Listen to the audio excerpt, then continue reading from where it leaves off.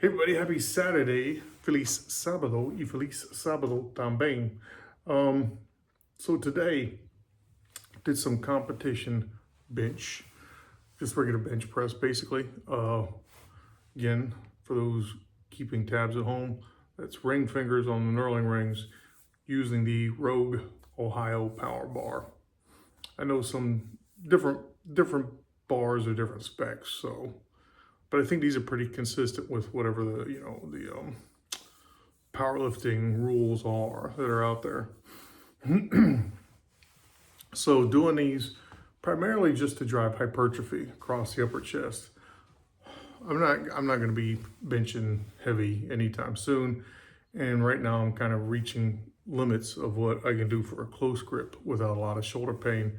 So just trying to reintegrate the standard bench press in my routine. Get a little bit more stretch at the shoulder, which is good. Takes a little bit more time to warm it up, but I think it'll be worth it. Again, I'm trying to drive hypertrophy up here. I'm trying to get some mass up here. The strength will come secondary to that, but for right now, just want the mass. And the reason why, right, is because it's a simple thing, right? The more muscular mass you have, the higher your basic metabolic rate.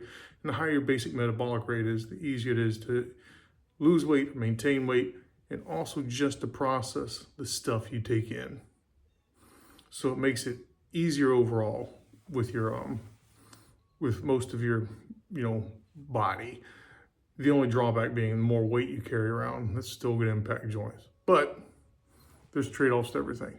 So for now, just trying to reintegrate in regular bench press so that I can get a little bit more stimulus across the upper chest, drive a little bit more gains, hopefully get back what I used to have, or at least some of it.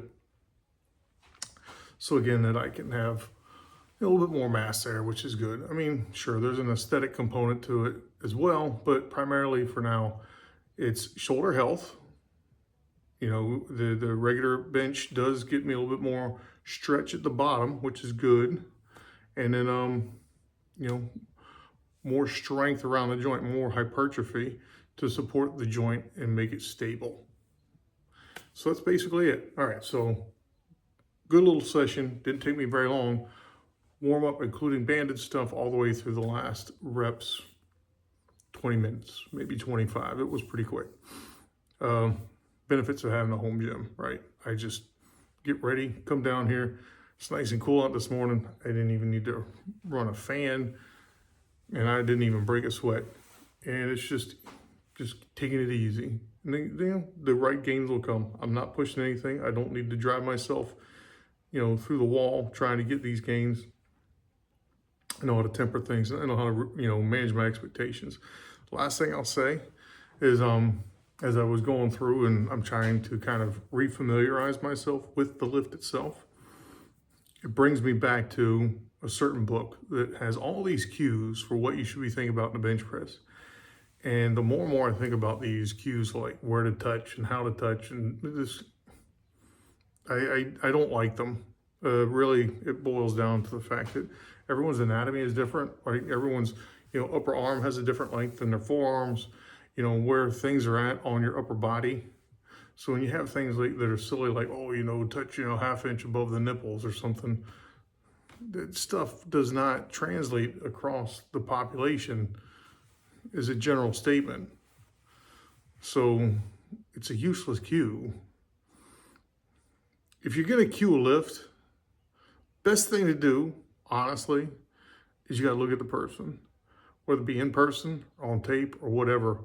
And it needs to be nearly instantaneous feedback, though. So, I mean, in person is about the only way you're going to correct movement. I'm trying to say both words at the same time. But correcting form, it's got to be done in situ, and it's got to be done on a per lifter basis. So I videotape everything I do because I'm looking for things that say, okay, what did I do there? Like today, when I started benching, because in the back of my head, the primary lift when I do bench is close grip. That's a lower touch point than with regular bench press.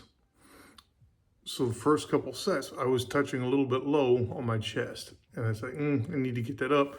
but still keep the lats tight. So I let the lats stay tight and raise up a little bit. And as soon as I did that, the shoulders aligned better, less pain, faster bar velocity. So everything's good. So again, the idea that cues aren't general. That's why you need to fix things as they happen. And coaching, it really needs to be done in person or videotape yourself and become very keen at what to look for. Because otherwise, I don't think these general cues hold generally, basically. It's the old all absolutes are wrong kind of deal. Anyhow, hope everyone has a great weekend. Feliz Sábado. Happy Saturday. Feliz Sábado. All that kind of good stuff. All right, so don't forget, get into those gyms, hit those goals, and get swole. Peace.